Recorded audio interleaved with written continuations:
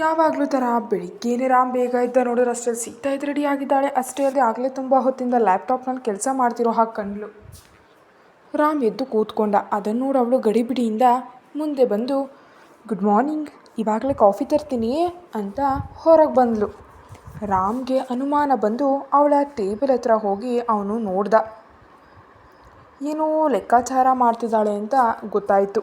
ಅವನು ಸಣ್ಣದಾಗಿ ನಕ್ಕು, ಆಹಾ ಹಠಮಾರಿ ಹೆಂಡ್ತಿ, ನಾನೇ ಹಠಮಾರಿ ಅಂದರೆ ನನಗೇನು ಹಠಮಾರಿ, ನೋಡೋಣ ಏನು ಮಾಡ್ತಾಳೋ, ಇನ್ನಷ್ಟು ತಲೆನೋವು ತರ್ತಾಳೋ ಏನೋ ಅಂದ್ಕೊಂಡ. ಒಟ್ಟಿನಲ್ಲಿ ಎಲ್ಲರೂ ಆಫೀಸ್ಗೆ ತಲುಪಿದ್ರು. ಯಾವಾಗಲೂ ಥರ ಸೀತಾರಾಮ್ ಕಾಫಿ ಕೊಟ್ಟು ತನ್ನ ಕೆಲಸವನ್ನು ಶುರು ಮಾಡಿದ್ಲು. ಈ ಬಾರಿ ರಾಮ್ ಅವಳನ್ನ ತೊಂದರೆ ಮಾಡಲಿಲ್ಲ. ಹಾಗೆ ತನ್ನನ್ನು ತೊಂದರೆ ಮಾಡಬೇಡಿ ಅಂತ ಗಟ್ಟಿಯಾಗಿ ಹೇಳಿದ್ದ. ಇನ್ನೊಂದು ಕಡೆ ವಿಠಲ್ ತುಂಬ ಕಷ್ಟಪಟ್ಟು ಕೆಲಸ ಮಾಡ್ತಿದ್ದಾನೆ. ಅವನು ತನ್ನ ಕೆಲಸಗಾರಿಗೆ ಎಚ್ಚರಿಕೆ ಕೊಟ್ಟಿದ್ದಾನೆ, ಯಾವ ಪರಿಸ್ಥಿತಿಯಲ್ಲೂ ಈ ಕಾಂಟ್ರಾಕ್ಟ್ ಕೈ ಜಾರಬಾರ್ದು, ಎಲ್ಲರೂ ಕಷ್ಟಪಟ್ಟು ಕೆಲಸ ಮಾಡಬೇಕು, ಕಾಂಟ್ರಾಕ್ಟ್ ಮಿಸ್ ಆಯಿತು ನೀವೆಲ್ಲ ನನ್ನ ಕೈಲಿ ಮುಗಿದು ಹೋಗ್ತೀರಿ ಅಂತ ಎದುರಿಸಿದ್ದ. ಅವರೆಲ್ಲ ವಿಠಲ್ನನ್ನು ಬೈದ್ಕೊಂಡ್ರು. ಇವನು ಮಾಡಬೇಕಾದ ಕೆಲಸಕ್ಕೆ ನಮ್ಮ ಮೇಲೆ ಕೋಪ ಮಾಡಿಕೊಂಡ್ರೆ ಹೇಗೆ? ಮೆಟ್ರೋ ಪ್ರಾಜೆಕ್ಟ್ ವಿವರ ನೋಡಿ ಅದಕ್ಕೆ ತಕ್ಕ ಹಾಗೆ ಅಂದಾಜು ಲೆಕ್ಕ ಮಾಡಿಕೊಂಡು ಟೆಂಡರ್ ಕೊಟೇಶನ್ ರೆಡಿ ಮಾಡ್ಕೊಳ್ಬೇಕು. ಇದೆಲ್ಲ ಅವನ ಕೆಲಸ ಆದರೆ ನಮ್ಮ ಮೇಲೆ ಕಿರ್ಚಾಡ್ತಾನಲ್ಲ, ಏನು ಕತೆ ಒಂದು ಅಂತ ಅನ್ಕೊತಿದ್ರು. ಆ ಮಾತಿಗೆ ಇನ್ನೊಬ್ಬ ಮಧ್ಯಪ್ರವೇಶಿಸಿ, ಗಟ್ಟಿಯಾಗಿ ಮಾತಾಡಬೇಡ ಕಣು, ಕೇಳ್ತಾನೆ, ಗೊತ್ತಿರೋದೇ ಅಲ್ವಾ, ಅತ್ತೆ ಮೇಲೆ ಕೋಪ ಸೊಸೆ ಮೇಲೆ ತೋರಿಸಿದ ಹಾಗೆ ರಾಮ್ ಇವನಿಗೆ ಅಡ್ಡ ಬರ್ತಿದ್ದಾನೆ ಅಂತ ನಮ್ಮ ಮೇಲೆ ಕಿರ್ಚ್ತಾ ಇದ್ದಾನೆ. ಯಾತಕಪ್ಪ ಬಂದು ಜಗಳ, ನಮ್ಮ ಕೆಲಸ ನಾವು ನೋಡ್ಕೊಳ್ಳೋಣ ಅಂಥೇಳಿ ಅವರವ್ರ ಕೆಲಸದಲ್ಲಿ ಅವರು ತೊಡಕೊಂಡ್ರು. ಊಟ ಸಮಯ ಕಳೆದು ಹೋಯಿತು. ರಾಮ್ ಸೀತಾ ಇಬ್ಬರು ಸುತ್ತಮುತ್ತಲಿನ ಪ್ರಪಂಚ ಮರೆತು ಕೆಲಸ ಮಾಡ್ತಿದ್ದಾರೆ. ಆಫೀಸ್ ಎಲ್ಲ ತುಂಬ ನಿಶ್ಶಬ್ದವಾಗಿಬಿಟ್ಟಿದೆ. ಶಿರಿಸಾ ಕೂಡ ತನ್ನ ಕೆಲಸದಲ್ಲಿ ಬ್ಯುಸಿಯಾಗಿದ್ದಾಳೆ. ಏನೋ ನೆನಪಾದ ಹಾಗೆ ರಾಮ್ ಸುತ್ತಲೂ ನೋಡ್ದ. ಅವನ ಕ್ಯಾಬಿನ್ ನಿಶ್ಶಬ್ದವಾಗಿದೆ. ಆ ನಿಶ್ಶಬ್ದ ಅವನನ್ನು ಯಾರು ತೊಂದರೆ ಮಾಡಬಾರ್ದು ಅಂತ ಎಲ್ಲರೂ ಅಂದ್ಕೊಂಡಿದ್ರಿಂದ ಉಂಟಾಗಿತ್ತು. ಆದರೆ ಅವನಿಗೇನೋ ತೊಂದರೆ ಆಗೋ ಹಾಗೆ ಅನ್ನಿಸ್ತು. ಅದಕ್ಕೆ ಕೂತಿದ್ದ ಚೇರ್ನಿಂದೆದ್ದು ಸೀತಾ ಇದ್ದಂಥ ರೂಮಿಗೆ ಬಂದ. ನೋಡಿದರೆ ಬೆಳಗ್ಗಿನಿಂದ ಅದೇ ಕೆಲಸವಾಗಿ ಪೇಪರ್ ವರ್ಕ್, ಲ್ಯಾಪ್ಟಾಪ್ನಲ್ಲಿ ಡೇಟಾ ಎಂಟ್ರಿ ಮಾಡ್ಕೊಳ್ತಾ ಇಂಟರ್ನೆಟ್ ಜೊತೆ ಕುಸ್ತಿ ಹೊಡೆದು ಸುಸ್ತಾಗಿರೋ ಹಾಗೆ ಕಾಣಿಸ್ತಿದ್ದಾಳೆ. ರೂಮ್ ತುಂಬ ನಿಶ್ಶಬ್ದವಾಗಿದ್ದರಿಂದ ಇಷ್ಟೊತ್ತಿಗೆ ನಿದ್ದೆ ಹೋದ್ಲೋ ಗೊತ್ತಿಲ್ಲ. ನೆಲದ ಮೇಲಿದ್ದ ಬೆಡ್ ಮೇಲೆ ಮಡಚ್ಕೊಂಡು ಮಲಗಿದ್ದಾಳೆ. ಆ ದೃಶ್ಯ ನೋಡೋದಕ್ಕೆ ಬಹಳ ಮುದ್ದಾಗಿತ್ತು. ರಾಮ್ ಅಂತೂ ಸ್ವಲ್ಪ ಸಮಯ ಹಾಗೆ ನೋಡ್ತಾ ನಿಂತುಬಿಟ್ಟ. ಆಮೇಲೆ ಅಲ್ಲಿ ಬಿದ್ದಿದ್ದ ಪೇಪರ್ಗಳನ್ನ ನೀಟಾಗಿ ಜೋಡಿಸಿಟ್ಟ. ಓಪನ್ ಆಗಿರೋ ಫೈಲ್ ಕ್ಲೋಸ್ ಮಾಡಿ, ಲ್ಯಾಪ್ಟಾಪ್ ಆಫ್ ಮಾಡಿ ಎಲ್ಲವನ್ನ ಬ್ಯಾಗ್ನಲ್ಲಿ ಪ್ಯಾಕ್ ಮಾಡಿಬಿಟ್ಟು ಇಟ್ಟ. ಅಲ್ಲಿ ಇದ್ದ ಅಡುಗೆ ಕೋಣೆಯಲ್ಲಿ ತನಗೆ ಗೊತ್ತಿದ್ದ ಊಟವನ್ನು ಏನೋ ಒಂದನ್ನು ರೆಡಿ ಮಾಡ್ದ. ಹಣ್ಣುಗಳನ್ನೆಲ್ಲ ಕಟ್ ಮಾಡಿ ಪ್ಲೇಟ್ ಫುಲ್ ಮಾಡ್ದ ಅವನು. ಎಲ್ಲ ರೆಡಿ ಆದಮೇಲೆ ಸೀತಾ ಇದ್ದಂತಹ ಬೆಡ್ ಮೇಲೆ ಅವನು ಕೂತು ಗಟ್ಟಿಯಾಗಿ ಉಸಿರು ತಗೊಂಡು ಅವಳನ್ನ ನಿದ್ದೆಯಿಂದ ಎಬ್ಬಿಸೋವಂಥ ಪ್ರಯತ್ನವನ್ನು ಮಾಡ್ತಾ ಇದ್ದಾನೆ ರಾಮ್. ಆದರೆ ತನ್ನ ಪ್ರಯತ್ನವನ್ನು ಬದಲಾಯಿಸ್ಕೊಂಡ. ಕಾರಣ, ಸೀತಾ ನಿದ್ದೆ ಮಾಡುವಾಗ ತೊಂದರೆ ಮಾಡೋದಕ್ಕೆ ಅವನಿಗೆ ಮನಸ್ಸು ಬರಲಿಲ್ಲ. ಅವನ ಮನಸ್ಸಿನಲ್ಲಿ ಒಂದು ಹಾಡು ನೆನಪಾಯಿತು. ಕಾಲೇಜ್ ದಿನಗಳಲ್ಲಿ ಹೇಳ್ಕೊತಿದ್ದಂಥ ಹಾಡದು. ನೀಲಿ ಕಣ್ಣುಗಳ ತುಂಬ ನಿನ್ನನ್ನೇ ತುಂಬಿಕೊಂಡೇನೆ ಚಂದಮಾಮ, ಬೇಡ ರತ್ನಗಳು, ಬೇಡ ಏನು, ಸಾಕು ನಮ್ಮ ಪ್ರೀತಿ. ಪ್ರೇಮಿತರ ಅವಳಿಗೆ ತಿಳಿದಂತೆ ಅವಳನ್ನ ಆರಾಧಿಸ್ತಾ ಕೂತ್ಕೊಂಡ, ಏನೇನೋ ಆಡ್ಕೊತ. ಸೀತಾ ನಿದ್ದೆಯಲ್ಲಿ ಕದಲ್ತಾ ತನ್ನ ಪಕ್ಕದಲ್ಲಿ ಕೂತಿದ್ದಂತಹ ರಾಮ್ನನ್ನು ಹಿಡ್ಕೊಂಡ್ಳು.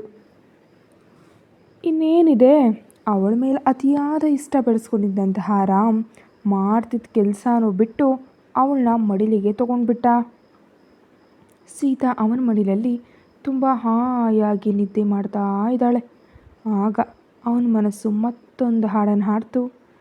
ಯಾರು ನೀನು, ಬಂದವೋ ಅನುಬಂಧವೋ, ರೂಪುರೇಖೆಗಳೇ ಇಲ್ಲ ನಿನಗೆ, ಪಾಪ ಪುಣ್ಯದ ಪರಿಧಿಯೆಲ್ಲ ಮಮತೆ ಅಂತ ಮಾಯ ಮಾಡಿ ಮನಸ್ಸಿಗೇನೋ ಮಂತ್ರ ಹಾಕಿ ಆಟದ ಬೊಂಬೆಯನ್ನಾಗಿ ಮಾಡಿ ಚಿತೆವರೆಗೆ ಬಿಟ್ಟು ಹೋಗಲ್ಲ ಅನ್ನುತ್ತಾ ತನ್ನ ಮನಸ್ಸು ಪಡೋ ಆ ವೇದನೆಯನ್ನು ಮೌನರಾಗವಾಗಿ ಆಡ್ಕೊಳ್ತಿದ್ದಾನೆ.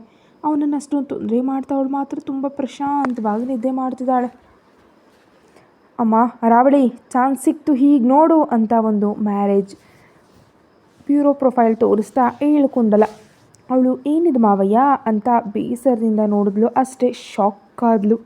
ಅದರಲ್ಲಿ ಸೀತಾ ಮದುವೆಗೆ ಮುಂಚೆ ಮದುಮಗನಿಗಾಗಿ ಕ್ರಿಯೇಟ್ ಮಾಡ್ಕೊಂಡಿದ್ದ ಪ್ರೊಫೈಲ್ ಕಾಣಿಸ್ತಿದೆ. ಅದರಲ್ಲಿ ಅವಳ ವಿವರಗಳಿವೆ. ವರನಿಗಾಗಿ ಅವಳ ಫೋಟೋ ಇರುವ ಪ್ರೊಫೈಲ್ ನೋಡಿ ಹುರ್ಕೊಳ್ತಾ ಹಾಗಾದರೆ ಹೀಗೆ ಆನ್ಲೈನ್ನಲ್ಲಿ ರಾಮ್ನ ಕಾಂಟ್ಯಾಕ್ಟ್ ಮಾಡಿ ಮದುವೆ ಆಗಿದ್ದಾಳಾ? ಛೇ, ಇಷ್ಟು ಚೀಪಾಗಿ ಮದುಮಗಳನ್ನು ಆರಿಸ್ಕೊಂಡಿದ್ದಾನ ರಾಮ್ ಅಂತ ಅಂದ್ಕೊಳ್ತಾ ಇದ್ದರೆ ಏಳುಕೊಂಡಲ್ಲ ಅವ್ರು ಅಡ್ಡ ಬರ್ತಾ, ಅಬ್ಬಾ ಅದೆಲ್ಲ ಅರವಳಿ, ಈ ಪ್ರೊಫೈಲ್ ವಿಷಯ ರಾಮ್ಗೆ ಗೊತ್ತಿರೋದಿಲ್ಲ ಅಂತ ಅಂದ್ಕೊಳ್ತೀನಿ. ಇಲ್ಲಿ ಸೀತಾಳ ಪ್ರಪೋಸಲ್ಗಾಗಿ ಕಾಂಟ್ಯಾಕ್ಟ್ ಮಾಡಿದ ಒಂದು ಪ್ರೊಫೈಲ್ ಇದೆ. ಆದರೆ ಸೀತಾ ಇವನನ್ನು ಕಾಂಟ್ಯಾಕ್ಟ್ ಮಾಡಲಿಲ್ಲ. ಮಾಡೋದಕ್ಕಿಂತ ಮುಂಚೆಯೇ ರಾಮ್ಗೆ ಹೆಂಡತಿ ಆದ್ಲು. ಅದಕ್ಕೆ ಈ ಪ್ರೊಫೈಲ್ ವಿಷಯವನ್ನು ಮರ್ತು ಹೋಗಿರ್ತಾಳೆ. ಅರಾವಳಿ ಸೀರಿಯಸ್ ಆಗಿ, ಯಾವನವನು ಈ ಲೇಬರ್ ಲೇಡಿಗಾಗಿ ಪ್ರಪೋಸಲ್ ತಂದಿದ್ದು ಅಂತ ನೋಡಿದ್ಲು. ಅವನ ಹೆಸರು, ಫೋಟೋ, ಪೂರ್ತಿ ವಿವರಗಳು ಕಾಣಿಸಿದ್ವು. ಅದರಿಂದ ಅವರಿಬ್ಬರು ಒಂದು ಪ್ಲ್ಯಾನನ್ನು ರೆಡಿ ಮಾಡ್ತಾ ಇದ್ದಾರೆ. ಅರಾವಳಿ ನೋಡ್ತಾ ಇರೋ ಪ್ರೊಫೈಲ್ನಲ್ಲಿಲ್ಲ ವ್ಯಕ್ತಿ ವಿವರಗಳು, ಫೋಟೋ ಕಾಣಿಸ್ತಿವೆ. ಅವನೊಂದು ಕಾರ್ಪೊರೇಟ್ ಸಂಸ್ಥೆಯಲ್ಲಿ ಉದ್ಯೋಗಿ. ಹೆಸರು ರಿಷೀಂದ್ರ, ವಯಸ್ಸು 28, ಹೈಟ್, ವೆಯ್ಟ್, ಚರ್ಮದ ಬಣ್ಣ, ಇಷ್ಟಗಳು, ಫ್ಯಾಮಿಲಿ ವಿವರಗಳು ಎಲ್ಲ ಇವೆ. ಹೇಳಬೇಕಂದ್ರೆ ಆ ವ್ಯಕ್ತಿ ಸೀತಾಕ್ಕೆ ಸರಿಯಾದ ಜೋಡಿ. ಅಂದದಲ್ಲಿ, ವಯಸ್ಸಿನಲ್ಲಿ, ಎಲ್ಲದರಲ್ಲೂ ಪರ್ಫೆಕ್ಟ್ ಜೋಡಿ. ಪರವಾಗಿಲ್ಲ, ಚೆನ್ನಾಗಿದ್ದಾನೆ. ರಾಮ್ ಅಷ್ಟು ಸ್ಟೇಟಸ್ ಟ್ಯಾಲೆಂಟ್ ಇಲ್ದಿದ್ರೂ ಮಿಡಲ್ ಕ್ಲಾಸ್ ಹುಡುಗಿಗೆ ಇವನು ತುಂಬ ಜಾಸ್ತಿನೇ ಮಾವಯ್ಯ. ಇವನನ್ನು ಕರೆಸಿ ಮಾತಾಡಬೇಕು ಅಂತ ಆರ್ಡರ್ ಹಾಕಿದ್ಲು. ಏಳುಕೊಂಡಲ್ಲ ಅವ್ರು ನಗ್ತಾ, ಅದೆಷ್ಟು ಹೊತ್ತಿನ ಕೆಲಸ ಅಮ್ಮ. The great business women Aravali ಕರೆದಿದ್ದಾಳೆ ಅಂದರೆ ರೆಕ್ಕೆಗಳು ಕಟ್ಕೊಂಡು ಬಂದುಬಿಡ್ಬೇಕು. ಬರ್ತಾನೆ ನೋಡು, ಅದೆಲ್ಲ ನಾನು ಏರ್ಪಾಟ್ ಮಾಡ್ತೀನಿ ಅಂತ ಹುಷಾರಾಗಿ ಮಾತಾಡ್ತಾ ರಿಷೀಂದ್ರನನ್ನು ಕರೆಸೋ ಕೆಲಸದಲ್ಲಿದ್ದಾನೆ ಏಳುಕೊಂಡಲ್ಲ. ಸೀತಾಳನ್ನು ಎಬ್ಬಿಸಿದಂಥ ರಾಮ್ ಮಧ್ಯಾಹ್ನದ ಊಟದ ಪ್ರೋಗ್ರಾಮ್ ನೋಡಿ, ಹೇಯ್ ಸೀತಾ, ನೀನು ನನ್ನ ಹೆಂಡತಿಯಾಗಿದ್ದರೂ ಕೂಡ ಇವಾಗ ನನ್ನ ಮನೆಯಲ್ಲಿ ಹೀಗೆ ನೀನು ನಿದ್ದೆ ಮಾಡ್ತಿದ್ರೆ ನನ್ನ ಪಾಪದ ಮಗು ಥರ ಕಾಣಿಸ್ತಿದ್ಯಾ. ನನಗೆ ಯಾಕೋ ನೀನು ಹೀಗೆ ನನ್ನ ಮಡಿಲಲ್ಲಿ ನಿದ್ದೆ ಮಾಡ್ತಿದ್ರೆ ತುಂಬ ಸಂತೋಷ ಆಗ್ತಾ ಇದೆ. ಮನಸ್ಸಿಗೆ ಹಾಯಾಗಿ ಒಂಥರ ಪ್ರಶಾಂತವಾಗಿದೆ. ಇವಾಗ ತಿಳಿತಿದೆ, ತಂದೆ ಮಡಿಲಲ್ಲಿ ಸುಸ್ತಾಗಿ ನಿದ್ದೆ ಮಾಡ್ತಿರೋ ಮಗುವನ್ನು ನೋಡಿ ಆ ತಂದೆ ಎಷ್ಟು ಸಂತೋಷ ಪಡ್ತಾನೆ ಅಂತ. ಮಗುವಿನ ಸಂತೋಷ ನೋಡಿ ಆ ತಂದೆ ಪಟ್ಟ ಶ್ರಮ, ಸುಸ್ತು ಎಲ್ಲ ಹೇಗೆ ಮುರಿದು ಹೋಗ್ತಾನೋ. ನಮ್ಮ ತಂದೆ ನನ್ನ ನೋಡಿ ಸಂತೋಷಪಟ್ಟ ಕ್ಷಣಗಳ ಆನಂದ ನನಗೆ ಮಗುವಿಗೆ ತಂದೆ ಆಗದಿದ್ರೂ ಸಿಗ್ತಿದೆ. ನಿಜ ಹೇಳ್ತಿದ್ದೀನಿ, ನಾನು ನಿನ್ನ ಗಂಡನಾಗಿ ಮಾತ್ರ ಅಲ್ಲ, ನಿನ್ನ ಜವಾಬ್ದಾರಿ ತೊಗೊಂಡ ತಂದೆಯಾಗಿಯೂ ಇರ್ತೀನಿ. ನೀನು ತುಂಟಾಟ ಮಾಡಿದ್ರು ಮುನಿಸ್ಕೊಂಡ್ರು ತಂದೆಗೆ ಸಂತೋಷವೇ, ಇಷ್ಟವೇ. ಆದರೆ ನಿನ್ನ ಹಸ್ಬೆಂಡಾಗಿ ಮಾತ್ರ ನಾನು ಹಠಮಾರಿಯಾಗೇ ಇರಬೇಕು. ಇಲ್ಲ ಅಂದರೆ ನೀನು ನನ್ನ ಮಾತು ಖಂಡಿತ ಕೇಳಲ್ಲ. ಅವನು ಹಾಗೆ ಕೂತವಳನ್ನ ಇಷ್ಟದಿಂದ ನೋಡ್ತಾ ಏನೇನೋ ಮನಸ್ಸಲ್ಲಿ ಮಾತಾಡ್ಕೊಳ್ತಾ ಕೂತಿದ್ದ. ಸ್ವಲ್ಪ ಸಮಯ ಕಳೀತು. ಸೀತಾಗಿ ನಿದ್ದೆ ತಿಳಿಯಿತು. ನೋಡಿದ್ರೆ ಅವಳು ರಾಮ್ಗೆ ಹತ್ತಿರವಾಗಿ ಅವನ ಮಡಿಲಲ್ಲಿ ನಿದ್ದೆ ಮಾಡ್ತಿದ್ದಾಳೆ. ಅದನ್ನು ಗಮನಿಸಿ ಟಕ್ಕನೆ ಎದ್ದು ಕೂತು, ಬಾಸ್ ಸಾರಿ, ನಾನು ಯಾವಾಗ ನಿದ್ದೆ ಮಾಡಿದೆ, ನೀವೇನಿಲ್ಲಿ ಅಂತ ಕೇಳಿದ್ಲು. ರಾಮ್ ಬಿಲ್ಡಪ್ ಕೊಡ್ತಾ ಉಲ್ಟಾ ಆದ. ನಿನಗೆ ಏನು ಹೇಳಿದೆ? ನನ್ನನ್ನು ತೊಂದರೆ ಮಾಡಬೇಡಿ ಅಂತ ಹೇಳಿದ್ನಾ? ಮತ್ತೆ ಯಾಕೆ ತೊಂದರೆ ಮಾಡಿದೆ? ಸೀತಾ ತಡಬಡಾಯಿಸ್ತಾ, ನಾನಾ ನಿಮ್ಮನ್ನು ತೊಂದರೆ ಮಾಡಿದ್ನಾ? ಯಾವಾಗ? ಅವನವಳ ಕೈ ಹಿಡಿದು ಮೇಲೆ ಕೆತ್ತಿ ವಾಚ್ ತೋರಿಸ್ತಾ, ಇವಾಗ ಟೈಮ್ ಎಷ್ಟಾಗಿದೆ ನೋಡು. ಇಷ್ಟರವರೆಗೂ ನೀನು ಏನೂ ತಿಂದಿಲ್ಲ, ನನಗೇನು ಇಡಲಿಲ್ಲ, ಬಂದು ನೋಡಿದ್ರೆ ನಿದ್ದೆ ಮಾಡ್ತಿದ್ಯಾ? ಹೋಗಲಿ ಎಪ್ಸಿ ಏನಾದರೂ ಇರೋಣ ಅಂದ್ಕೊಂಡ್ರೆ ನನ್ನ ಕದ್ಲೋದಕ್ಕೂ ಬಿಡದೆ ನನ್ನ ಮಡಿಲಲ್ಲಿ ನಿದ್ದೆ ಮಾಡ್ತಿದ್ರೆ ತೊಂದರೆ ಆಗದೆ ಹೇಗಿರುತ್ತೆ? ಸೀತಾ ಅಯೋಮಯವಾಗಿ ನೋಡ್ತಾ, ಹೋ ಸಾರಿ, ವರ್ಕ್ ಮಾಡ್ತಾ ಯಾವಾಗ ನಿದ್ದೆ ಹೋದ್ನೋ ಗೊತ್ತೇ ಆಗಲಿಲ್ಲ. ಸರಿ ಬನ್ನಿ ಏನಾದರೂ ತಿನ್ನೋಣ, ಒಂದು 10 ನಿಮಿಷ ಟೈಮ್ ಕೊಟ್ಟರೆ ಅಡುಗೆ ಮಾಡಿಬಿಡ್ತೀನಿ. ರಾಮ್ ಅಡ್ಡ ಬರ್ತಾ, ಬೇಡ ನಾನೇ ಅಡುಗೆ ಮಾಡಿದ್ದೀನಿ, ನಿನಗೆ ಹಸ್ಬೆಂಡ್ ಆದದಕ್ಕೆ ತಪ್ಪತ್ತಾ, ಬಾ ಅಂತ ಕರ್ಕೊಂಡು ಹೋಗಿ ಟೇಬಲ್ ಹತ್ರ ಕೂರಿಸ್ತಾ. ಸೀತಾ ಆಶ್ಚರ್ಯಪಟ್ಲು. ಅವ್ನು ಕಿಚಡಿ ಮಾಡಿ ಹಣ್ಣುಗಳು ಕಟ್ ಮಾಡಿ ತನಗಾಗಿ ಏನೋ ಥರ ಊಟ ರೆಡಿ ಮಾಡಿಡ್ತಿದ್ರೆ ಅವಳಿಗಂತೂ ತುಂಬ ಸಂತೋಷ ಆಯಿತು. ತುಳಸಿಯವರು ಹಣದ ಅವಶ್ಯಕತೆ ಇದ್ದ ನನಗೆ ಒಬ್ಬ ದೂರ್ವಾಸ್ಮುನಿ ಜೊತೆ ಮದುವೆ ಮಾಡಿಸಿದ್ರು ಅಂದ್ಕೊಂಡಿದ್ದೆ. ಕೋಪಿಷ್ಟ, ಹೆಂಡತಿ ಅಂದರೆ ಗೌರವ ಇಲ್ದವನು ಅಂತ ನಿನ್ನನ್ನು ದ್ವೇಷಿಸ್ತೀನಿ ಅಂದ್ಕೊಂಡೆ. ಆದರೆ ನನ್ನ ಹಸ್ಬೆಂಡ್ ಕೆಟ್ಟವನಲ್ಲ, ಸ್ವಲ್ಪ ಕೋಪ ಜಾಸ್ತಿ ಇದ್ದರೂ ಮನಸ್ಸು ತುಂಬ ಮೃದು. ನಾನು ಅದೃಷ್ಟವಂತೆ ಅಂದ್ಕೊಂಡು ಹೊರಗಡೆ ಮಾತ್ರ ಸಿಂಪಲಾಗಿ ನಿಮ್ಮನ್ನು ಯಾರು ಅಡುಗೆ ಮಾಡೋಕೆ ಹೇಳಿದ್ದು? ಅಡುಗೆ ಮಾಡೋದು ನನ್ನ ಕೆಲಸ ಅಲ್ವಾ? ಅಂದರೆ ಏನು, ನನ್ನ ಕೆಲಸ ನೀವು ತೊಗೊಳ್ತೀರಾ? ಅದೆಲ್ಲ ಆಗಲ್ಲ. ಇನ್ನೊಂದು ಸಾರಿ ನಿಮಗೆ ಅಡುಗೆ ಮಾಡೋ ಚಾನ್ಸ್ ಕೊಡಲ್ಲ. ಸರಿ, ಹೇಗೋ ಅಡುಗೆ ಮಾಡಿದ್ದೀರಾ, ಇವತ್ತಿಗೆ ತಿಂದುಬಿಡೋಣ ಅಂತ ಇಷ್ಟದಿಂದ ತಿಂತ ಅವನನ್ನು ತಿನ್ನೋದಕ್ಕೆ ಹೇಳಿದ್ಲು. ರಾಮ್ ಮೂತಿ ತಿರ್ಸ್ತಾ, ಪೊಗರು, ಥ್ಯಾಂಕ್ಸ್ ಹೇಳಿದ್ರೆ ಬಿಲ್ಡಪ್ ಕೊಡ್ತಾಳೆ ಅಂದ್ಕೊಂಡು ಸುಮ್ಮನಾದ. ಪ್ರತಾಪ್ ಅವರು ಒಂದು ನಗರ ಅಂಗಡಿಗೆ ಹೋದರು. ಅಲ್ಲಿ ತಮ್ಮ ರಾಮ್ ಸೀತಾಗಾಗಿ 2 ವಜ್ರದ ಉಂಗುರ ಆರ್ಡರ್ ಕೊಟ್ಟರು. ಅವ್ರು ಹೇಳಿದ ಮಾದರಿಯಲ್ಲಿ ಎಷ್ಟೋ ಸ್ಪೆಷಲ್ಲಾಗಿ ಅವಳನ್ನ ಡಿಸೈನ್ ಮಾಡಿಸ್ಕೊಡೋದಕ್ಕೆ ಹೇಳಿದ್ರು. ಆ ಶಾಪ್ ಯಜಮಾನವರಿಗೆ ಎಷ್ಟೋ ಕಾಲದಿಂದ ಗೊತ್ತು. ಅದಕ್ಕೆ ಅವ್ರು ಹೇಳಿದ ವಿಶೇಷವಾದ ಉಂಗುರಗಳನ್ನ ಒಂದು ವಾರದಲ್ಲಿ ರೆಡಿ ಮಾಡಿಕೊಡ್ತೀವಿ ಅಂತ ಆರ್ಡರ್ ತೊಗೊಂಡ್ರು. ಅವ್ರು ಸಂತೋಷವಾಗಿ ಮನೆಗೆ ಬಂದರು. ಹಾಗೆ ಸೀತಾ ಜೊತೆ ಮಾತಾಡ್ಬೇಕು ಅಂದ್ಕೊಂಡ್ರು. ಮುಂಚಿತವಾಗಿ ಲಕ್ಷ್ಮಣ್ ಮುಖಾಂತರ ಸೀತಾ ನಂಬರ್ ತೊಗೊಂಡ್ರು. ಪ್ರಸ್ತುತ ಸೀತಾ ಹಾಗೆ ರಾಮ್ ಮನೆಗೆ ತಲುಪೋ ಕೆಲಸದಲ್ಲಿದ್ದಾರೆ. ದಾರಿ ಮಧ್ಯದಲ್ಲಿ ರಾಮ್ ವಿಲಾಸ್ ಅನ್ನೋ ಪ್ರಾಜೆಕ್ಟ್ ಸ್ಟೇಟ್ ಹತ್ರ ನಿಲ್ಲಿಸ್ದ. ಅಲ್ಲಿ ಶಿರಿಸ ವರ್ಕ್ ಮಾಡ್ತಿದ್ದು ಅವನ ಪಿಕಪ್ ಮಾಡ್ಕೊಂಡು ಹಾಗೆ ಇರುತ್ತೆ. ಹಾಗೆ ತನ್ನ ಹೆಂಡತಿಗೆ ಆ ಪ್ರಾಜೆಕ್ಟ್ ತೋರಿಸೋದಾಗಿರುತ್ತೆ ಅಂತ ರಾಮ್ ಅಲ್ಲಿ ಕಾರ್ ನಿಲ್ಲಿಸೋದಕ್ಕೆ ಹೇಳ್ದ. ತುಂಬ ದೊಡ್ಡ ದೊಡ್ಡ ಕಟ್ಟಡಗಳು, ಭವನಗಳ ನಿರ್ಮಾಣ ನಡೀತಿದೆ. ಸೀತಾ ಆಶ್ಚರ್ಯವಾಗಿ ನೋಡ್ತಿದ್ರೆ ರಾಮ್ ಹೇಳ್ದ, ಇದು ರಾಮ್ ವಿಲಾಸ್ ನಿರ್ಮಾಣ. ಇಷ್ಟರವರೆಗೆ ನಾನು 12 ಮಾಡಿದ್ದೀನಿ. ಏನು ಹಾಗೆ ನೋಡ್ತಿದ್ಯಾ, ಇಳಿ ಅಂದ. ಸೀತಾ ಕಿರುನಿಗೆ ನಗ್ತಾ ವಾವ್ ಅಂತ ಕಾರ್ ಇಳಿದ್ಲು. ಅಲ್ಲಿ ಎಲ್ಲ ನೋಡ್ತಿದ್ರೆ ಶಿರೀಷ ಅವಳ ಹತ್ರ ಬಂದು ಸರ್ಪ್ರೈಸ್ ಅಂತ ಅವಳಿಗೆ ಅಲ್ಲಿ ಎಲ್ಲ ತೋರಿಸ್ತೀನಿ ಅಂತ ಕರ್ಕೊಂಡು ಹೋದ್ಲು. ರಾಮ್ ಅಲ್ಲೇ ನಿಂತ ಅವನಿಗೆ ಲಕ್ಷ್ಮಣ್ ಕಾಲ್ ಮಾಡಿ ಹೋದ ಕೆಲಸ ಪೂರ್ತಿ ಆಯಿತು, ನಾಳೆ ವಾಪಸ್ ಆಗ್ತಿದ್ದೀನಿ ಅಂದ.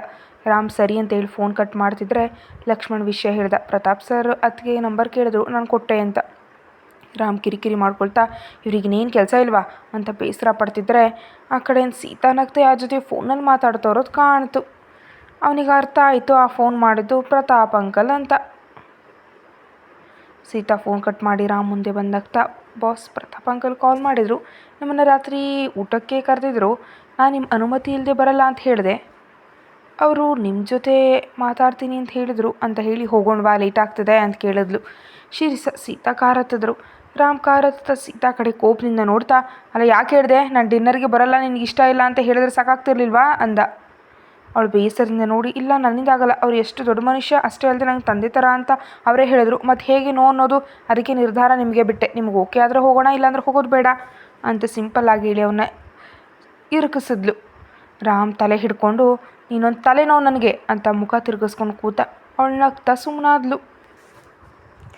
ರಿಷೀಂದ್ರನಿಗೆ ಅರಾವಳಿಯ ಹೆದರಿಕೆ. ಏನು, ನಾನು ಈ ಹುಡುಗಿ ಜೊತೆ ಮಾತಾಡಬೇಕಾ? ಆದರೆ ಅವಳಿಗೆ ಮದುವೆ ಆಗೋಗಿದೆ ಅಲ್ವಾ, ಇನ್ನೆಂದು ಅಂತ ಅರ್ಥ ಆಗದಾಗ ನೋಡ್ತಾ ಕೇಳ್ದ ರಿಷೀಂದ್ರ.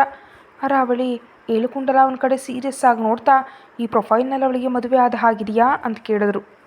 ಅವನಿಲ್ಲ ಎಂಬಂತೆ ತಲೆ ಆಡಿಸ್ದ. ಅರಾವಳಿ ಅವನ ಮುಂದೆ ಒಂದು ಚೆಕ್ ಇಟ್ಟು, ₹1,00,00,000 ಯಾವಾಗಲಾದರೂ ನೋಡಿದ್ಯಾ ಅಂತ ಕೇಳಿದ್ಲು. ಅವನು ಇಲ್ಲ ಅಂದ. ಅವ್ರು ನಗ್ತಾ, ಇವಾಗ ನೋಡ್ತೀಯಾ, ನಾನು ಹೇಳಿದ ಮಾತು ಕೇಳಿ ಹಿಡ್ದಾಕ ನಡ್ಕೊಂಡ್ರೆ ನಿನಗೆ ₹1,00,00,000 ಕೊಡ್ತೀನಿ, ಏನು ಒಪ್ಪಂದ ಓಕೆನಾ? ರಿಷೀಂದ್ರ ಅರ್ಥ ಆಗದಾಗೆ ನೋಡ್ತಾ, ಮುಂದೆ ವಿಷಯ ಏನಂತ ಸ್ಪಷ್ಟವಾಗಿ ಹೇಳಿ. ₹1,00,00,000 ಸುಮ್ಮನೆ ಯಾರೂ ಕೊಡಲ್ಲ. ನಿಮ್ಮ 1,00,00,000ಗಿಂತ ಹೆಚ್ಚು ಲಾಭ ಬರೋ ಕೆಲಸ ನಾನೇನು ಮಾಡಬೇಕು? ಏಳುಕುಂಡಲ ದೀರ್ಘವಾಗಿ ಉಸಿರು ಬಿಡ್ತಾ, ನೋಡಿ ರಿಷಿ, ನಮಗೆ ಏನು ಲಾಭ ಅನ್ನೋದು ನೀನು ಮರೆತುಬಿಡು. ನೀನೇನು ಮಾಡಬೇಕು ಅಂತ ಆಲೋಚಿಸು, ಅಷ್ಟು ಸಾಕು. ನೀನೇನು ದೊಡ್ಡದಾಗಿ ಕಷ್ಟಪಡಬೇಕಾಗಿಲ್ಲ. ಈ ಹುಡುಗಿ ನಿನಗೆ ಇಷ್ಟ ಆಯ್ತಲ್ವಾ, ಪ್ರಪೋಸಲ್ ಹಾಕಿದೆಯಾ ಅಲ್ವಾ, ಇಷ್ಟ ಆಗಿ ಇರುತ್ತೆ. ನೀನು ಈ ಹುಡುಗಿ ಜೊತೆ ಮಾತಾಡಬೇಕು, ಫ್ರೆಂಡ್ ಆಗಬೇಕು, ನಿನ್ನ ಜೊತೆ ಮಾತಾಡ್ತಾ ನಿನಗೆ ಕ್ಲೋಸ್ ಆಗಬೇಕು ಆ ಹುಡುಗಿ. ಅದನ್ನು ನೋಡಿ ಈ ಹುಡುಗಿ ಹಸ್ಬೆಂಡ್ಗೆ ಅನುಮಾನ ಬರಬೇಕು. ಮಿಕ್ಕಿದ್ದು ನಾವು ನೋಡ್ಕೊಳ್ತೀವಿ. ಕೇವಲ ನಿನ್ನ ಹುಡುಗಿ ಜೊತೆ ಒಳ್ಳೆಯದಾಗಿ ನಾವು ಹೇಳಿದಾಗ ಮಾತಾಡ್ತಾ ಸ್ವಲ್ಪ ಹತ್ರ ಆದರೆ ಸಾಕು. ರಿಷೀಂದ್ರ ಕಂಗಾಲಾಗಿ, ಏನು ನೀವು ಅಂತಿರೋದು? ಆ ಹುಡುಗಿ ಹಸ್ಬೆಂಡ್ ಯಾರು ಗೊತ್ತಾ? ನನ್ನ ತುಂಡು ಮಾಡಿ ಅವನ ಫ್ಯಾಕ್ಟ್ರಿಯಿಂದ ಹೂತಾಕ್ಬಿಡ್ತಾನೆ. ನನ್ನಿಂದಾಗಲ್ಲ. The great business man Ram wife ಜೊತೆ ನಾನು ಕಾಂಟ್ಯಾಕ್ಟ್ ಆಗಿ ರಾಮ್ಗೆ ಅನುಮಾನ ಬರೋ ಹಾಗೆ ಮಾಡೋದು ಅಂದರೆ ನನ್ನ ಗೋರಿಯನ್ನು ನಾನೇ ತೋಡ್ಕೊಂಡಾಗೆ. ನೋಡಿ, ನನ್ನ ಉದ್ಯೋಗ ನಂಗೆ ಸಾಕು. ₹1,00,00,000 ಒಂದೇ ಸಾರಿ ನೋಡೋದಕ್ಕಾಗದಿದ್ರು 1-2 ವರ್ಷ ಕಷ್ಟಪಟ್ಟರೆ ನೋಡಬಲ್ಲೆ. ಹಾಗಾಗಿ ನಿಮ್ಮ ಡೀಲ್ಗೊಂದು ನಮಸ್ಕಾರ, ನನ್ನನ್ನು ಬಿಟ್ಬಿಡಿ ಅಂತ ಎದ್ದು ಹೋಗೋದಕ್ಕೆ ನೋಡ್ದ. ಅರಾವಳಿ ಸೀರಿಯಸ್ ಆಗಿ, ಮಿಸ್ಟರ್ ರಿಷೀಂದ್ರ ನಿಲ್ಲು, ನಾನು ಹೇಳಿದ್ದು ಮಾಡದೇ ಇದ್ದರೆ ನಿನಗೆ ನಿನ್ನ ಜಾಬ್ ಇರಲ್ಲ, ಇನ್ನೇನು ಜಾಬ್ ಸಿಗಲ್ಲ. ನೀನು ರೋಡ್ ಮೇಲೆ ನಿನ್ನ ತಂದೆ ತಾಯಿ ಜೊತೆ ಬಂದುಬಿಡ್ತೀಯ. 2-3 ದಿನಗಳಲ್ಲಿ ಈ ಅರಾವಳಿ ಏನಂತ ಮಾಡ್ತಾಳೆ ಅಂತ ತೋರಿಸ್ತೀನಿ. ಮರ್ಯಾದೆ ಕೊಟ್ಟಿನ ತೊಗೊಂಡು ನಾನು ಹೇಳಿದಾಗ ಕೇಳಿದ್ರೆ ನಿನ್ನ ಜಾಬ್ ಇರುತ್ತೆ, $1,00,00,000 ಬೋನಸ್ ಆಗಿರುತ್ತೆ. ಇಲ್ಲಾಂದರೆ ನಿನ್ನ ಜೀವನ ಹಾಳಾಗುತ್ತೆ. ಆಮೇಲೆ ನಿನ್ನಿಷ್ಟ, ಇವಾಗ ಹೋಗು ಅಂತ ವಾರ್ನಿಂಗ್ ಕೊಟ್ಲು. ಮತ್ತು ರಿಷೀಂದ್ರ ಅವಳು ಹೇಳಿದಾಗ ಒಪ್ಕೊಳ್ತಾನ ಅಥವಾ ಧೈರ್ಯವಾಗಿ ಹೊರಗೊಟ್ಟು ಹೋಗ್ತಾನ? ಏನಮ್ಮ, ನೀವು ಹೆದರ್ಸ್ತಿದ್ರಾ? ನಿಜಕ್ಕೂ ನಮ್ಮ ಅಮ್ಮನಿಗೆ ಇಂಥ ವಿಷಯಗಳು ತಿಳಿದ್ರೆ ಅಷ್ಟೇ. ಅರಾವಳಿ ನಗ್ತಾ, ನಾನಿದ್ದೀವಲ್ಲ, ನಿನ್ನ ಹೆಸರು ಹೊರಗೆ ಬರಲ್ಲ, ನೀ ಹೇಳಿದ್ದು ಮಾಡಿದ್ರೆ ಸಾಕು. ಏಳುಕುಂಡಲ ಅವ್ರ ಮಧ್ಯೆ ಪ್ರವೇಶಿಸಿ, ಒಪ್ಕೊಂಡ ಹಾಗೇನೆ ಅಮ್ಮ, ಅವ್ನ ಮುಖ ನೋಡಿದ್ರೆ ಗೊತ್ತಾಗ್ತಿಲ್ವಾ? ರಿಷಿ ತೊಂದರೆಯಾಗಿ ನೋಡ್ತಾ, ಸರಿ ನೀವು ಹೇಳಿದಾಗ ಮಾಡ್ತೀನಿ, ನನ್ನ ಕಾಪಾಡೋ ಜವಾಬ್ದಾರಿ ನಿಮ್ಮದೇ. ಅರಾವಳಿ ನಗ್ತಾ, ತಗೋ ಚೆಕ್ ಮುಂಚಿತವಾಗಿ ತಗೋ, ಈ ಫೋನ್ ನಿನ್ನ ಹತ್ರ ಇಟ್ಕೋ, ಇದರಲ್ಲಿ ನಂಬರ್ ನಿಂದಲ್ಲ, ನಿನಗೆ ನಿಜವಾಗ್ಲೂ ಸಮಸ್ಯೆ ಬರಲ್ಲ ಅಂತ. ಯಾವಾಗ ಸೀತಾ ಫೋನ್ ಮಾಡಬೇಕು, ಹೇಗೆ ಮಾಡಬೇಕು, ಅವಳನ್ನ ಹೇಗೆ ಬುಟ್ಟಿಗೆ ಹಾಕೋಬೇಕು ಅನ್ನೋ ವಿವರಗಳು ಹೇಳಿ ಇವತ್ತಿಗೆ ರಿಲ್ಯಾಕ್ಸ್ ಆಗು. ನಾಳೆ ಒಳಗೆ ಸೀತಾ ನಂಬರ್ ನಿಂಗೆ ತಲುಪುತ್ತೆ. ನೆನಪಿದೆ ಅಲ್ವಾ ಹೇಗೆ ಮಾತಾಡಬೇಕಂತ? ಒಂದೇಟಿಗೆ ಅವಳು ನಿನ್ನ ಮಾಯಿಯಲ್ಲಿ ಬೀಳಬೇಕು. ಆದಷ್ಟು ಬೇಗ ರೋಡಿಗೆ ಬರಬೇಕು, ಇನ್ನು ಹೋಗು. ರಿಷಿ ಹೆದರ್ತಾ ಅಲ್ಲಿಂದ ಹೊರಟೋದ. ಅವನು ಹೋದ್ಮೇಲೆ ಅರಾವಳಿ ಕೇಳಿದ್ಲು, ಮಾವಯ್ಯ ಇಷ್ಟೊಂದು ಹೆದರ್ತಿದ್ದಾನೆ, ನಾವು ಹೇಳಿದಾಗೆ ಮಾಡ್ತಾನೆ ಅಂತೀಯಾ? ಹೇಳ್ಕೊಂಡಲ್ಲ ನಗ್ತಾ, ಮಾಡ್ತಾನಮ್ಮ, ಚೆಕ್ ತೊಗೊಂಡಿದ್ದಾನಲ್ವಾ, ಇವ್ನು ನಮ್ಮ ಕೆಲಸ ಮಾಡ್ತಾನೆ ಅನ್ನೋದಕ್ಕೆ ಗ್ಯಾರಂಟಿ ನಾಳೆ ಚೆಕ್ ಬ್ಯಾಂಕ್ನಲ್ಲಿ ಹಾಕ್ತಾನೆ, ಆದ್ದರಿಂದ ಡೌಟ್ ಕ್ಲಿಯರ್, ನೀನು ರಿಲ್ಯಾಕ್ಸ್ ಆಗು ಅಂತ ಹೇಳಿ ಗಡಿಬಿಡಿಯಾಗಿ ಮನೆ ತಲುಪ್ತಾ. ಮನೆಯಲ್ಲಿ ಒಂಟಿಯಾಗಿ ಸ್ನೇಹ ತನಗಾಗಿ ಬಂದಿದ್ದನ್ನು ನೋಡಿ ತುಂಬ ಸಂತೋಷಪಟ್ಟಳು ತನ್ನ ತಂದೆ ನೋಡಿ. ಮನೆ ತಲುಪಿದ ರಾಮ್ ಸೀತಾ ಕಡೆ ನೋಡಿ, ಹಲೋ ಮೇಡಮ್, ತುಂಬ ಸುಸ್ತಾಗಿರೋ ಹಾಗಿದೆಯಾ, ಹೋಗಿ ರಿಲ್ಯಾಕ್ಸ್ ಆಗು, ನಂಗೆ ಸ್ವಲ್ಪ ಕೆಲಸ ಇದೆ ಅಂತ ಅವನು ರೂಮಿಗೆ ಹೋದ. ಸೀತಾ ನಗ್ತಾ ಶಿರೀಷಾ ಕಡೆ ನೋಡಿ ಹಾಲ್ನಲ್ಲಿ ಕೂತು ಮುಂಚಿತವಾಗಿ ಸ್ನೇಹ ಜೊತೆ ಮಾತಾಡೋಳು ಹೇಗಿದ್ದಾಳೆ ಅಂತ ತಿಳ್ಕೊಂಡು ಸಂತೋಷಪಟ್ಟಳು. ಸ್ನೇಹ, ನೀನು ಯಾವಾಗಲೂ ಸಂತೋಷವಾಗಿರಬೇಕು, ನಿಮ್ಮ ತಂದೆಯವ್ರು ನಿನಗಾಗಿ ಟೈಮ್ ಕೊಡ್ತಿದ್ದಾರೆ, ಸೊ ಹ್ಯಾಪಿ, ಇನ್ನು ಇಡ್ತೀನಿ ಬಾಯ್ ಅಂತ ಫೋನ್ ಇಟ್ಟು ರೂಮಿಗೆ ಹೋಗಿ ಫ್ರೆಶ್ ಆದಳು. ಹಾಗೆ ಹೊರಗೆ ಬಂದು ರಾಮ್ಗೆ ಕಾಫಿ ಮಾಡಿ ಅವನಿದ್ದು ರೂಮಿನ ಕಡೆ ಹೋಗ್ತಿದ್ದಾಳೆ. ರಾಮ್ ಮುಂಚಿತವಾಗಿ ಪ್ರತಾಪ್ ಅವ್ರಿಗೆ ಫೋನ್ ಮಾಡಿದ್ದ. ಅವ್ರು ಸಂತೋಷಪಟ್ಟರು. ರಾಮ್, ನೀನು ಮಗು ಮನೆಗೆ ಬನ್ನಿ ಪ್ಲೀಸ್ ಅಂದರು. ರಾಮ್ ತೊಂದರೆ ಪಡ್ತಾ, ಇಲ್ಲ ಅಂಕಲ್, ಒಂದು ವಾರದವರೆಗೆ ನಂಗೆ ತುಂಬ ಕೆಲಸ ಇದೆ, ಮುಖ್ಯವಾದ ಕಾಂಟ್ಯಾಕ್ಟ್ ಆಗಿ ನಾನು ಟ್ರೈ ಮಾಡ್ತಿದ್ದೀನಿ, ಅಲ್ಲಿವರೆಗೆ ನನ್ನ ತೊಂದರೆ ಪಡಿಸ್ಬೇಡಿ. ಅವ್ರು ನಗ್ತಾ, ಓ ಹಾಗಾದರೆ ಕಾಂಟ್ಯಾಕ್ಟ್ ಬಂದ ಮೇಲೆ ಡಿನ್ನರ್ಗೆ ಬನ್ನಿ, ಸಂತೋಷವಾಗಿ ನಿಮ್ಮ ಜೊತೆ ಇರೋದಕ್ಕೆ ನಾನು ಒಂದೇ ಒಂದು ಅವಕಾಶ, ಒಂದೇ ಒಂದು ಡಿನ್ನರ್ ಪ್ಲೀಸ್ ರಾಮ್ ಅಂತ ಆಸೆಯಿಂದ ಕೇಳಿದ್ರು. ಅವನು ಇಲ್ಲ ಅನ್ನಲಾಗದೆ, ಓಕೆ ಅಂಕಲ್, ನಾನು ಬರೋದಕ್ಕಿಂತ ಮುಂಚೆ ನಿಮಗೆ ಕಾಲ್ ಮಾಡ್ತೀನಿ ಅಂದ. ಅವರು ಸಂತೋಷವನ್ನು ಪಟ್ಟು ಸರಿಯಪ್ಪ ಅಂತ ಫೋನ್ ಇಟ್ಟರು. ಸೀತಾ ಒಳಗಡೆ ಬಂದು, ಹಲೋ ಸರ್, ನಾನೇ ನಿಮ್ಮನ್ನು ಡಿಸ್ಟರ್ಬ್ ಮಾಡಲ್ಲ, ಹೊರ್ಟೋಗ್ತೀನಿ, ಕಾಫಿ ತೊಗೊಳ್ಳಿ ಅಂದ್ಕೊಟ್ಟು ಹೊರ್ಟೋಗ್ತಿದ್ರೆ ರಾಮ್ ಅವಳನ್ನ ಗಮನಿಸ್ತಾ ಹೇಳ್ದ, ನಿನಗೇನು ಹೇಳಿದೆ, ಏನೇನು ಮಾಡ್ತಿದ್ಯಾ, ರೂಮ್ನ ರಿಲ್ಯಾಕ್ಸ್ ಆಗಂದರೆ ಈ ಕಾಫಿ ತರೋ ಕೆಲಸ ಮಾಡ್ತಿದ್ಯಾ, ಯಾಕೆ? ಸೀತಾ ಸಣ್ಣದಾಗಿ ನಕ್ಕು, ಕಾಫಿ ಕೊಡೋದು ಕೂಡ ಕೆಲಸನಾ, ಸರಿ ಬಿಡಿ ಕುಡೀರಿ ಅಂತ ಹೊರಟೋದ್ಲು. ರಾತ್ರಿ 10ವರೆಗೆ ರಾಮ್ ಏನೇನೋ ಫೋನ್ ಕಾಲ್ಸ್ ಮಾತಾಡ್ತಾ ಯಾರಿಗೂ ಆರ್ಡರ್ಸ್ ಕೊಡ್ತಾ ಬ್ಯುಸಿಯಾಗಿದ್ದ. ಆಮೇಲೆ ಟೈಮ್ ನೋಡಿ ಹೊರಗೆ ಬಂದ. ಅವನಿಗಾಗಿ ಅನ್ನೋ ಥರ ಸೀತಾ ರೂಮಿನ ಹೊರಗೆ ಕಾಯ್ತಾ ಕಂಡ್ಲು. ರಾಮ್ ಬರೋದನ್ನ ನೋಡಿ, ಹ್ಞೂ ಬಂದ್ರಾ, ಹಾಗಾದರೆ ನೀವು ಇವಾಗ ಫ್ರೀ ಅನ್ನೋ ಮಾತು, ಬನ್ನಿ ಅಂತ ಕೈ ಹಿಡಿದು ಕರೆದ್ಲು. ರಾಮ್ ಸಣ್ಣದಾಗಿ ನಕ್ಕು, ಹ್ಞೂ ಏನು, ನನಗೆ ನಡೆಯೋದಕ್ಕೆ ಬರಲ್ವಾ, ಕೈ ಹಿಡಿದು ನಡೆಸ್ತಿದೆಯಾ ಏನು, ಬರ್ತೀನಿ ನಡಿ ಅಂತ ಡೈನಿಂಗ್ ಟೇಬಲ್ ಕಡೆ ಬರ್ತಿದ್ರೆ ಸೀತಾ ಗಡಿಬಿಡಿಯಾಗಿ ಅವನಿಗೆ ಬಡಿಸಿ ಶಿರೀಷಾ ಜೊತೆ ಸೇರಿ ಡಿನ್ನರ್ ಜಾಯ್ನ್ ಆದಳು. ಅವಳು ಗಬಗಬಾ ತಿಂತಿರೋದು ನೋಡಿ ಅವನಿಗೆ ಅರ್ಥ ಆಯಿತು, ಹಸುವಿನಿಂದ ತನಗಾಗಿ ಕಾಯ್ತಿದ್ದಾಳೆ ಅಂತ. ಅದಕ್ಕೆ ಯಾವುದೇ ಚರ್ಚೆ ಮಾಡಲಿಲ್ಲ. ಡಿನ್ನರ್ ಮುಗಿದ್ಮೇಲೆ ಇಬ್ಬರು ರೂಮಿಗೆ ಹೋದರು.